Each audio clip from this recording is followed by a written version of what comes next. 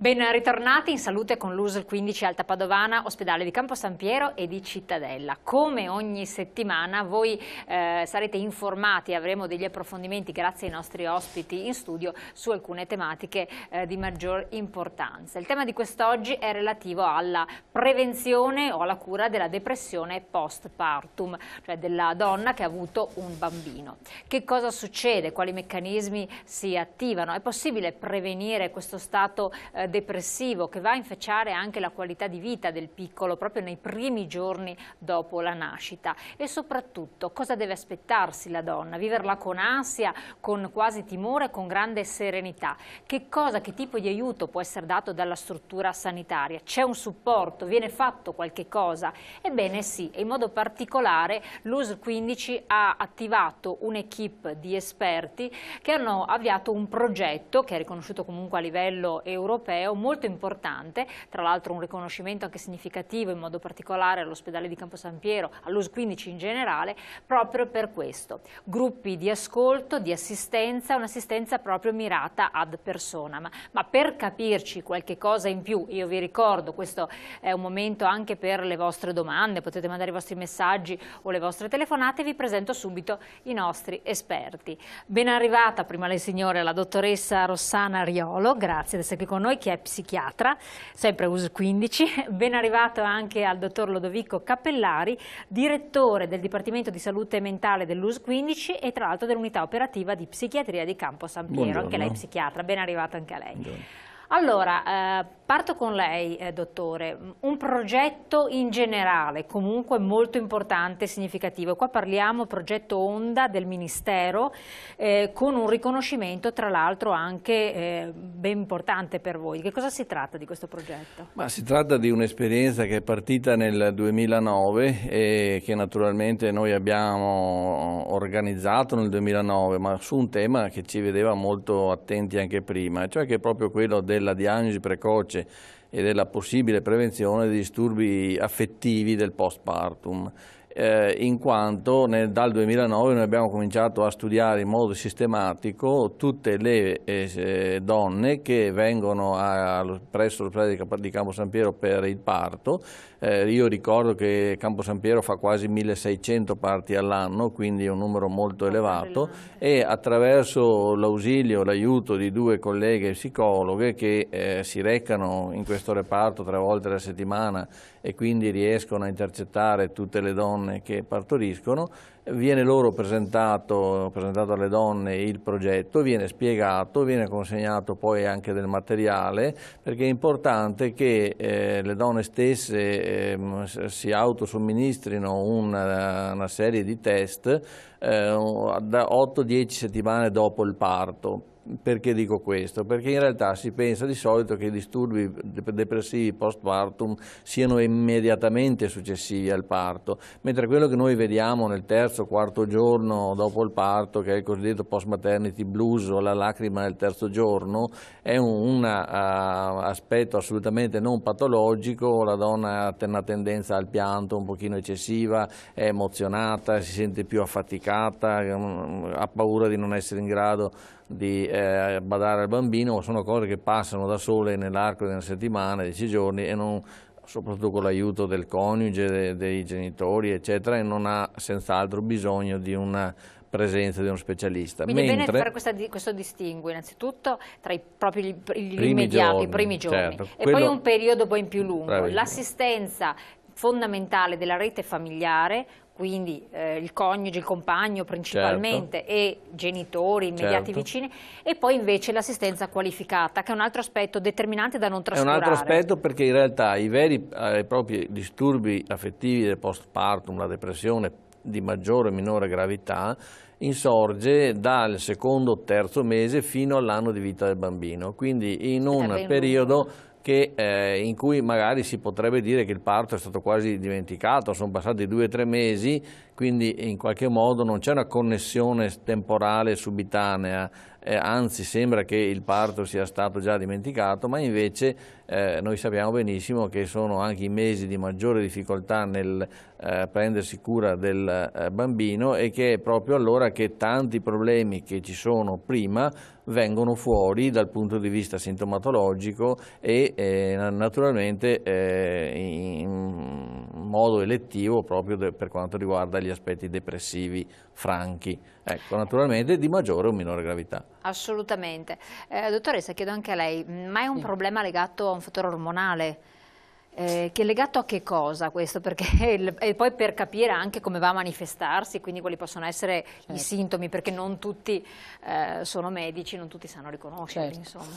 Ma allora, sulle cause della depressione postpartum in effetti ancora, come dire, gli studi sono in corso. Quello che noi sappiamo sicuramente incide la questione ormonale, ma soprattutto nei primi giorni, come diceva prima il primario, in quella che è la maternity blues. Allora lì il calo drastico, no, che si ha dopo il parto può essere responsabile di questa emotività, però effettivamente abbiamo anche delle situazioni in cui questa situazione ormonale, magari se la paziente, la persona aveva già qualche disturbo, nel postpartum più avanti si può vedere. Quello che sicuramente è importante è la fatica fisica, cioè per esempio una cosa che mi preme sottolineare per le mamme è il fatto del sonno, il ritmo sonno-veglia che è importantissimo. Noi sappiamo benissimo che nei primi mesi è legato in realtà a quello del bambino. Se è un bambino che fa le sue poppate poi ti lascia il tempo per riposare, ma se noi abbiamo bambini, come a volte succede, che magari nei primi 3 mesi fanno più fatica di altri, no, a prendere il ritmo e quindi magari tutta la notte sono svegli, il fatto che sia solo la mamma ad occuparsene, per esempio 2-3 mesi di notti insonni sono uno dei fattori di vulnerabilità di stress. Quindi quando noi diciamo alle mamme che dopo una settimana o 10 giorni che non dormono è bene che il bambino magari sia il partner o la mamma o qualcun altro, perché il sonno si è visto che è un elemento che incide poi nell'aspetto depressivo, può dare anche in altre situazioni che non è il postpartum, ma ancora di più in questa situazione. Quindi ci sono anche dei fattori fisici di questo tipo, c'è la stanchezza dell'accudimento, l'allattamento di per sé, che da una parte è sicuramente un elemento molto gratificante, un elemento di contatto col bambino, però fisicamente può anche stancare. Questi sono tutti elementi, come dire, che solitamente vengono sottovalutati perché vengono, come dire, inclusi nel pacchetto, no? Dice, vabbè, fare la mamma vuol dire questo. In realtà, come nella brochure che ho visto lei in mano, noi abbiamo scritto che mamme si diventa, proprio per dire questo, insomma, che non è che è una cosa che tu nasci e lo sai fare, non è così, è proprio attraverso l'esperienza, e che poi ogni bambino e ogni rapporto con la mamma è diverso. Ecco, non è che possiamo omologare e dire, siccome il primo bambino, molte mamme che abbiamo visto magari al secondo figlio, quando le abbiamo intervistate, dicevano ma è andato tutto bene col primo, perché dovrei venire a fare questo screening, no, che noi chiedevamo. In realtà magari poi col secondo il problema c'era, perché il primo era stato, dormiva, era un bambino, il secondo era un bambino magari un po' più problematico e la mamma non era preparata, quindi ogni caso è a sé, come ho detto prima, questo è importante. Certo, il fatto anche di avere adesso una vita particolarmente impegnata, perché poi non tutte possono permettersi di stare a casa n mesi dopo il parto, c'è chi deve riprendere più o meno presto, eccetera, quindi anche quelle che sono le incombenze extra possono essere fattori scatenanti per debilitare la persona e di conseguenza portarla inaspettatamente, dopo magari 5 mesi, a una situazione di depressione. Sì, certo, noi dobbiamo tener conto in questi casi di tutte le situazioni che possono portare a stress, quindi a una sollecitazione particolare del nostro sistema nervoso e anche del nostro apparato psichico più in generale ad affrontare un problema che, come diceva la dottoressa, è assolutamente normale nascere, venire al mondo, ma non dobbiamo neanche dimenticare che è un problema anche molto legato alla cultura. Una volta le famiglie erano molto più popolose, erano famiglie di molti nuclei, adesso le famiglie sono nucleari, spesso anche i nonni e le nonne sono distanti, cioè c'è anche più difficoltà e la donna si sente già fin dall'inizio questa angoscia del carico, del peso che non può distribuire, no? E molto spesso si può tener conto che questo compare già durante la gravidanza. Una ottima modalità anche di vedere questo è di osservare i disturbi psichici che insorgono in gravidanza, perché quelli sono un primo campanello di allarme. Infatti è arrivato un po' un messaggio che dicevano ma le donne di una volta avevano tanti e forse questo non si verificava. Adesso si vede magari un figlio, uno e diventa il problema. Sì. Ecco, non è esattamente così, avevano tanti figli, semplicemente però che cosa succedeva a questi figli? Proprio per questa situazione di minore attenzione che si poneva ai figli, appunto avendone molti, scivolava, come dire, e veniva meno attenzionata. Uno dei discorsi che facciamo noi adesso è: per carità, non vogliamo trasformare il parto e il dopoparto in qualche cosa di patologico, non lo è assolutamente, è un momento importante per le donne, per i mariti, per le famiglie, anzi, insomma, uno dei momenti di gioia maggiore è la nascita dei figli, ma il poter mettere a disposizione uno strumento di indagine, anche quindi che permetta alle persone di non trovarsi col problema già esploso, ma di potersi fermare prima, questo ci pare che sia un obbligo delle strutture sanitarie, perché anche questo è uno dei pochi campi in realtà in cui nei disturbi psichici si può effettivamente dire che abbiamo la possibilità di arrivare un po' prima. Ecco, di non fare diagnosi quando tutto è già compiuto, ma di essere in grado di fare una diagnosi in fasi così precoci del disturbo che anche la terapia è molto più semplice. Assolutamente, questo è importante.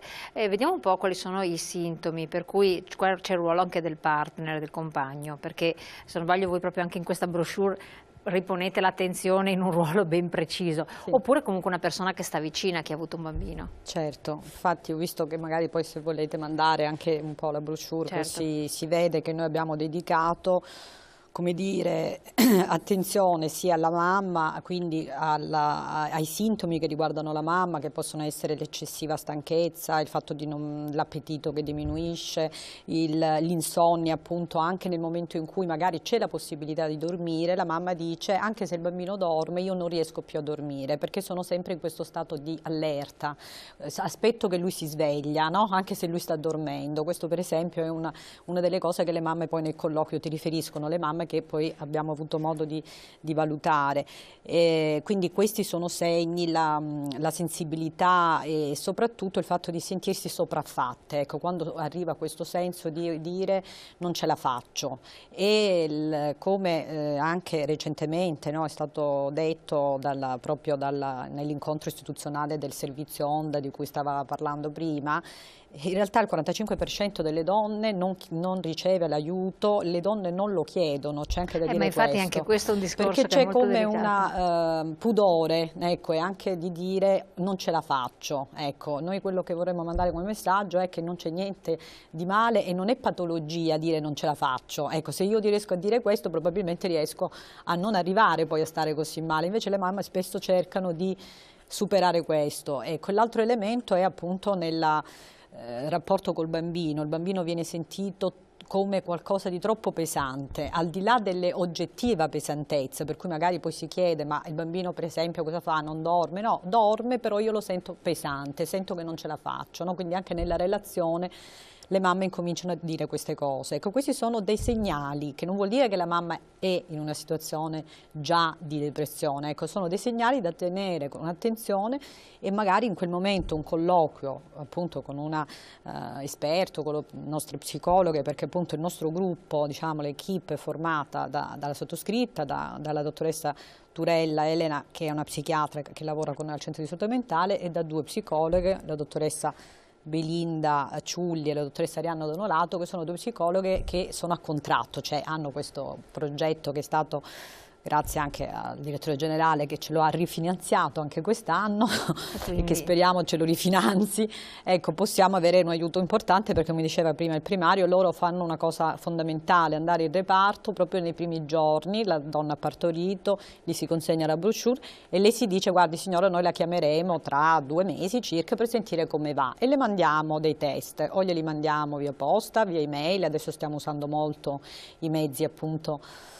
così tecnologici, anche perché abbiamo visto che far venire le mamme per fare il test, le mamme hanno difficoltà, no? Ecco, quindi, e dopo, sempre col consenso ovviamente che loro ci hanno dato, di utilizzare i loro dati, se nei test vediamo qualcosa che, allora le chiamiamo per un colloquio, perché molto spesso poi il test non è come dire, l'elemento che fa diagnosi, come dicevamo prima, certo. serve in realtà poi il colloquio clinico, è quello che ti fa capire se effettivamente la signora è in un momento di emergenza e lì si aprono varie strade Perfetto, per la infatti, cura. Adesso direi parlare anche la fase B, cioè la cura. Prima cioè nella manifestarsi, quali sono le ripercussioni, le ricadute nell'ambito familiare, in primis con il bambino naturalmente, e poi appunto nella stretta cerchia familiare, nei rapporti col partner, e poi naturalmente come se ne esce. Quindi esiste una cura, di che tipo?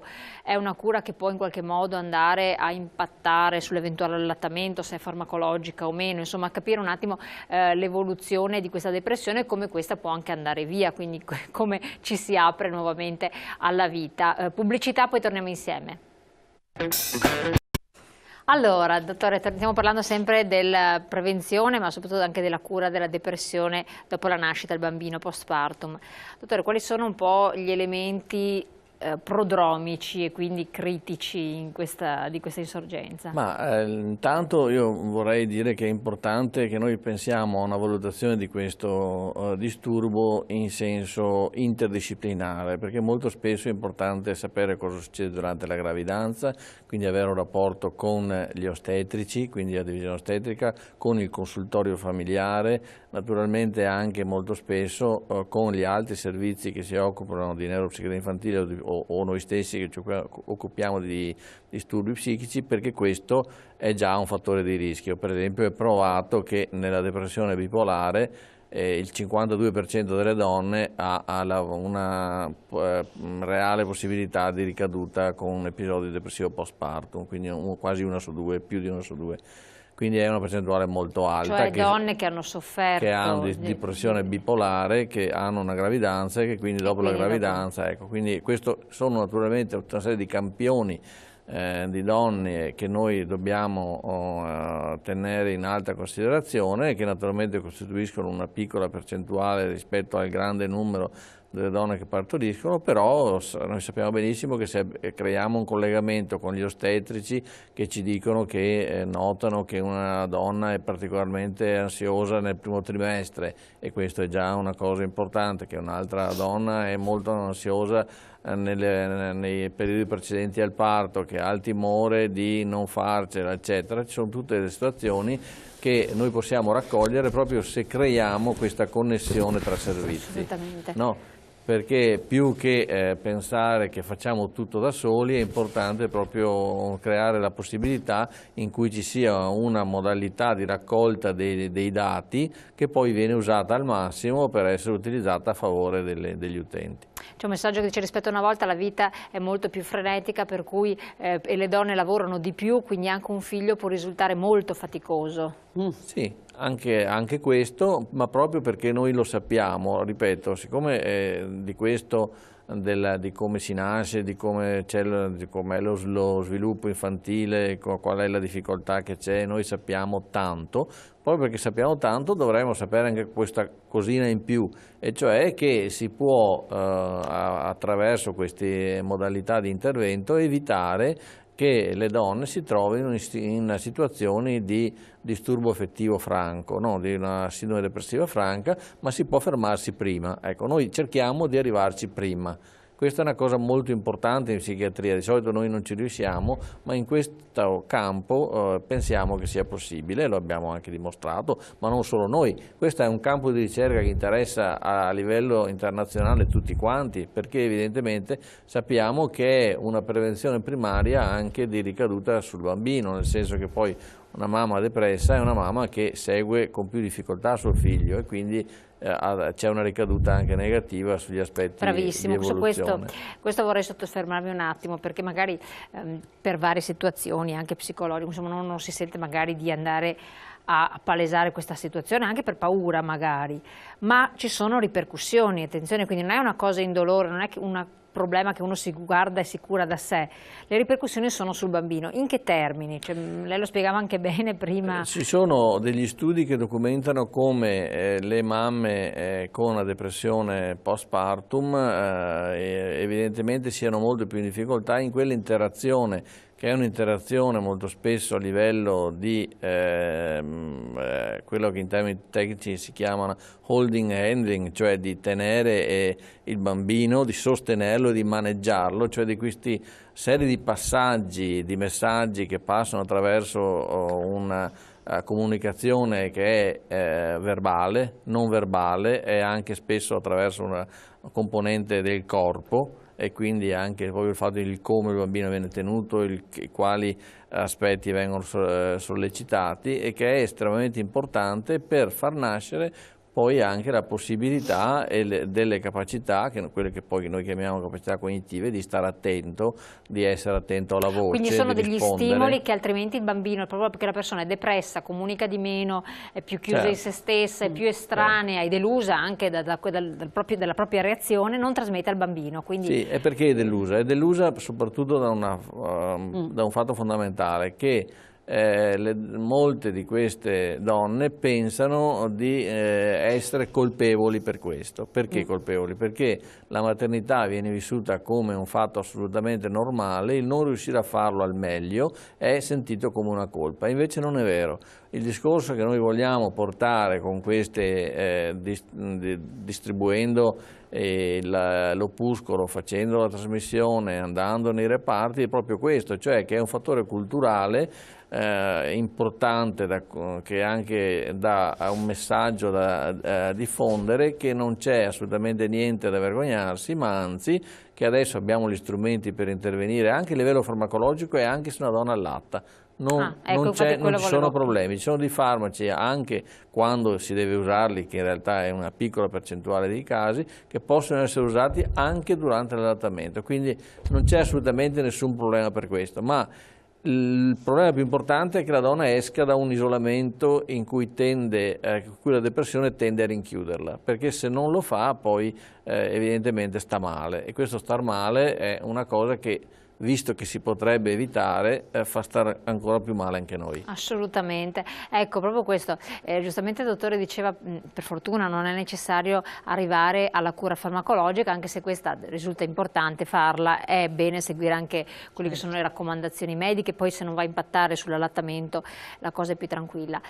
Qual è la cura che voi adottate più di frequente, e se si può dire una percentuale di casi che devono essere seguiti, perché si tratta veramente di depressione postpartum e non di normale alterazione di umore o normale stanchezza, perché poi parliamo anche della normalità, c'è una stanchezza fisiologica. Sì, ecco, guardi, io le posso dire che nel 2010 ci sono stati 1602 parti, e le donne che noi abbiamo, diciamo, che hanno aderito allo screening e che abbiamo quindi valutato sono state 522, c'è una percentuale quindi del 32%. Di queste però quelle che sono state inviate a consultazione psichiatrica, che non vuol dire che poi hanno effettivamente fatto una cura, sono state 21.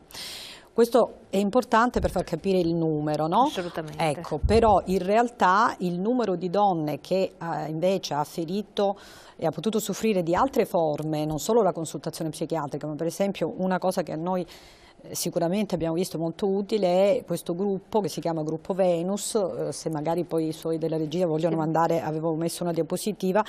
Questo è un gruppo che proprio per le donne, come diceva prima il primario, che però non sono in una situazione franca di depressione, sono però in una situazione di disagio, di difficoltà di adattamento al ruolo, un po' per questi ritmi frenetici, come giustamente faceva forse notare un'ascoltatrice, un po' perché c'è questo mito che la mamma deve essere sempre felice, sempre sorridente, la pubblicità ci manda continuamente queste immagini. Nella nostra brochure noi abbiamo visto delle immagini di mamme non felici ma neanche depresse, cioè delle mamme normali, quelle di ogni giorno, quelle che effettivamente si confrontano col fare la spesa, andare a lavorare, ecco, e con la difficoltà di fare le cose. Allora questo gruppo, che viene fatto dalle 2 psicologhe, è effettivamente centrato proprio sulla donna, quindi non è un gruppo che parla solo, ecco, dell'allattamento, ma che aiuta le donne a riprendere anche un ruolo come donna, non solo come mamma, e sui relativi cambiamenti appunto che la maternità ha portato. Abbiamo visto che sono stati fatti in questi 2 anni 3 cicli, diciamo, di psicoterapia di gruppo,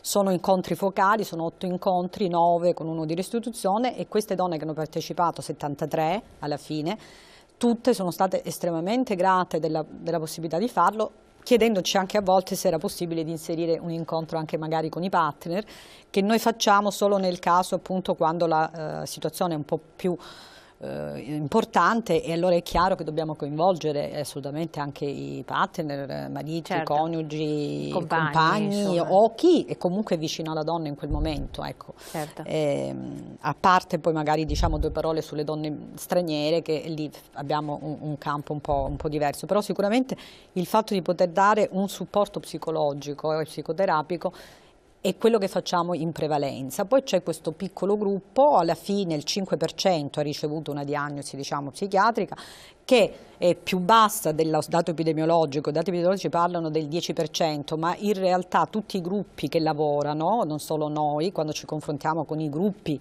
come c'è il gruppo di Este Monselice per esempio, che da tanti anni si occupa di questo, con il dottor Grussu, ma c'è il gruppo soprattutto di Milano di Psiche Donne con cui noi siamo in collegamento.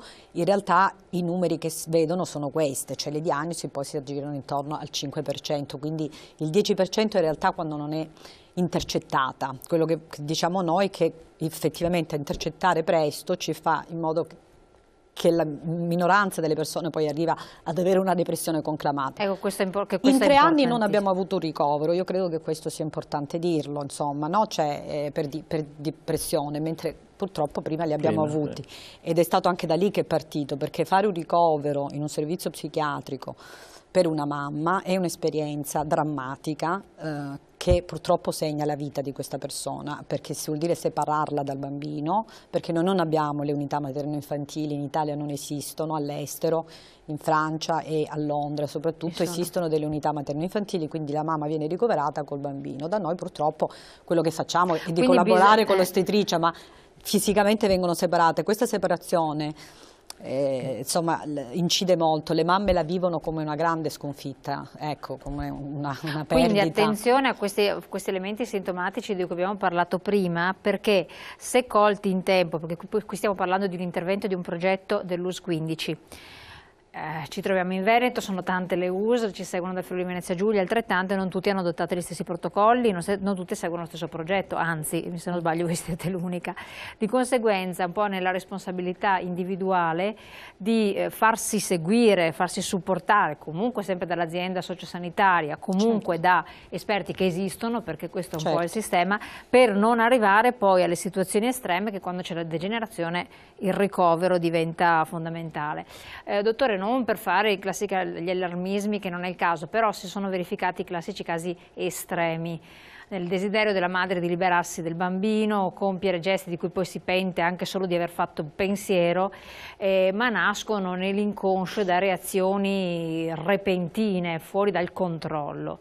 Fanno parte sempre del meccanismo di depressione postpartum? Sì, andrebbero valutati caso per caso, però evidentemente molto spesso, anche se per una persona cosiddetta normale è difficile da comprendere, quando una mamma fa un gesto estremo spesso lo fa in un'atmosfera di protezione, nel senso che quando una persona è gravemente malinconica vede il mondo chiudersi e vede se stessa solo sotto la possibilità della chiusura, cioè non vede progetto, non vede futuro, e quindi l'aspetto verso il figlio è quello di evitare anche a lui di cadere in una situazione di così grande sofferenza. Quindi anche se a noi appare paradossale, spesso è un atto d'amore, tra virgolette, nel senso che non è mai un atto che esprime aggressività.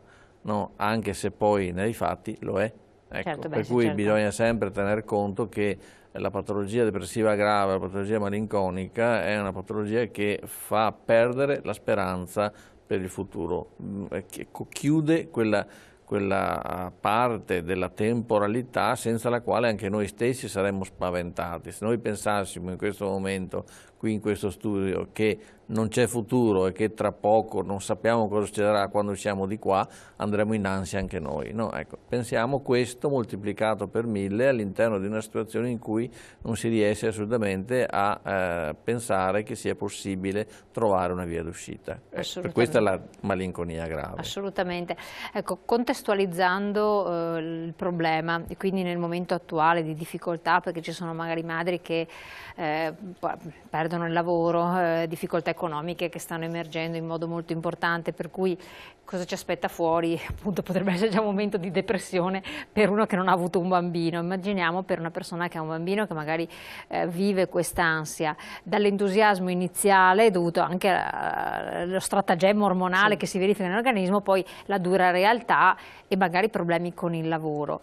C'è qualche tipo di aiuto, di supporto a persone tranquillissime proprio per evitare poi questo? Io credo che se lei fa un giro, diciamo, su internet trova tanti di quei blog fatti proprio dalle mamme, no? Una è mamme sull'orlo di una crisi di nervi, per esempio. Quindi sono di supporto questi nel blog? Nel senso che in quel caso stiamo parlando di situazioni non, diciamo, dove c'è un disagio importante. Certo. Io penso che proprio la condivisione, il confronto fra mamme è importante ed è anche quella dimensione purtroppo, come dicevamo prima, che è un po' mancata adesso, nel senso che la famiglia mononucleare e anche questo fatto di distanze, magari le famiglie non sono più vicine come era una volta, quello che noi abbiamo visto in alcune mamme che poi non avevano disturbi, insomma, ma con le quali ovviamente abbiamo avuto la possibilità di parlare quando andiamo in reparto, è proprio questa solitudine a volte, ecco, più che altro, cioè anche il fatto di poter parlare con un'amica o con una ti conforta, c'è la condivisione, il gruppo di aiuto,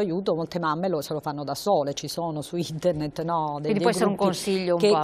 Per cui intanto quando una mamma sente qualcosa che può andare, e su internet ci sono, noi nella nostra brochure abbiamo messo una serie di siti proprio dove le donne possono andare e intanto leggersi del materiale, confrontarsi, senza per questo vuol dire sto male, ma proprio per informarsi. Ecco, poi nel momento in cui magari leggendo riconoscono che c'è qualcosa, dice ma forse questo sintomo, questo disturbo ce l'ho anch'io, lì possono chiedere un aiuto, anche una consulenza, voglio dire, che poi finisce con una chiacchierata, come è successo in alcuni casi che ci hanno chiamato e poi non c'era una necessità, no? Ma noi diciamo che è meglio fare una consulenza in più che magari lasciare una persona nel dubbio, insomma. Ecco, un po' per quanto riguardava i siti di consulenza, poi ci sono anche dei libri, questi possono essere trovati un po' tutti. Sì, i libri molto importanti. Esatto, i libri sono Le mamme tristi della Erickson, sempre della Erickson, Depressione post-natale, la depressione che cos'è e come superarla di Averbi Edizioni, di Franco Angeli Milano invece abbiamo Prima della depressione, manuale di prevenzione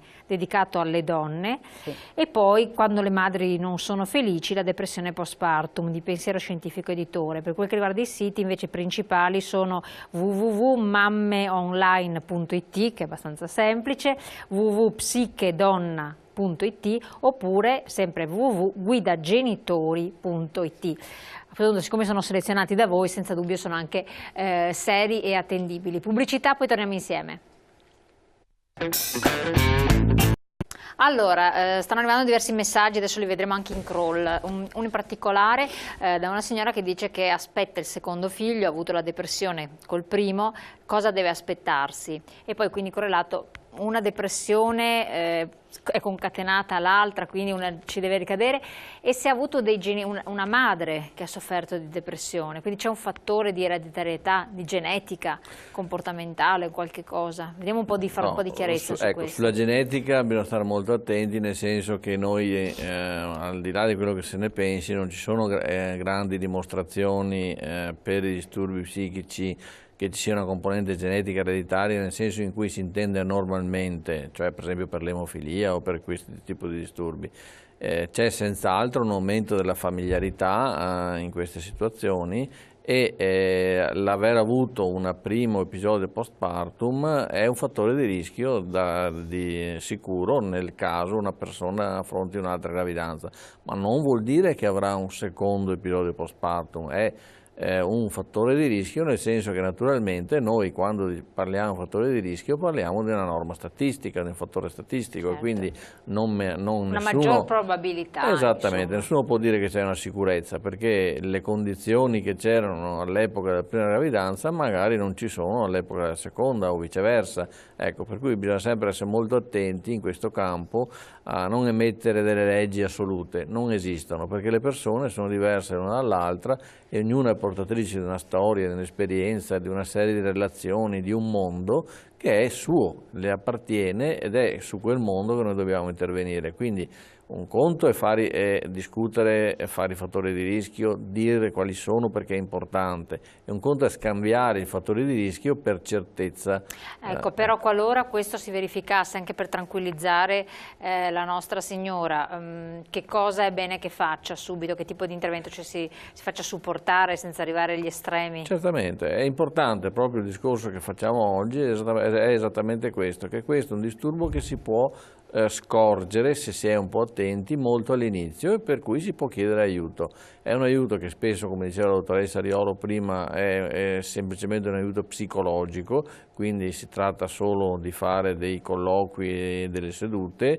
Altre volte, se è necessario prescrivere dei farmaci, appunto, come prima dicevo, adesso abbiamo anche la possibilità di prescrivere dei farmaci senza neanche sospendere l'allattamento. Quindi è una situazione che va seguita, e nel dubbio va sempre chiesto il parere di un esperto, ma che a partire anche dall'ostetico di fiducia, dal pediatra da cui si porta il bambino, dal consultorio familiare, e dopo non è detto che assolutamente in prima battuta si debba andare da un terapeuta, perché ci sono appunto tutte queste altre strutture che le nostre ULSS hanno e che sono di appoggio. Assolutamente. Alcuni messaggi dicevano comunque ci deve essere la rete familiare, cioè la donna che torna a casa, si trova tanti lavori da fare, le faccende, il lavoro e così via, e un aiuto che magari langue da parte di altri figli o del marito stesso, eccetera. Quindi stimolare la rete familiare, però non è semplice, perché lì sono meccanismi che magari sono già radicati. Purtroppo è vero, però abbiamo visto appunto che a volte basta anche dare dei suggerimenti, per esempio per quanto riguarda i coniugi, ma i partner. A volte il partner non è che non voglia, a volte vabbè perché pensa che sia un ruolo più della mamma, ma a volte è anche vero che le mamme hanno, soprattutto nei primi mesi, questo rapporto molto, molto stretto col bambino e fanno fatica anche un po' a delegare. Allora quello che noi diciamo è: chiedete l'aiuto e riservatevi anche uno spazio come coppia. Nella brochure c'è una parte dedicata alle coppie, dicendo: prendetevi ogni tanto una serata, lasciate il bambino alla nonna o anche a una babysitter e riuscite, andate fuori voi due, perché a volte quello che poi noi vediamo è che la coppia perde la sua intimità anche di colloquio, perché i tempi, i ritmi sono così veloci che magari poi si torna, il bambino sta piangendo, non si riesce a parlare e vola una settimana e vola anche la seconda, e a volte questa mancanza di dialogo ha creato magari dei disagi. È bastato magari un incontro, io personalmente ne ho fatto più di uno con la coppia, e già la cosa è andata meglio. Chiedere l'aiuto dei nonni quando è possibile, che oggi sono anche nonni impegnati, non sono più nonni di una volta.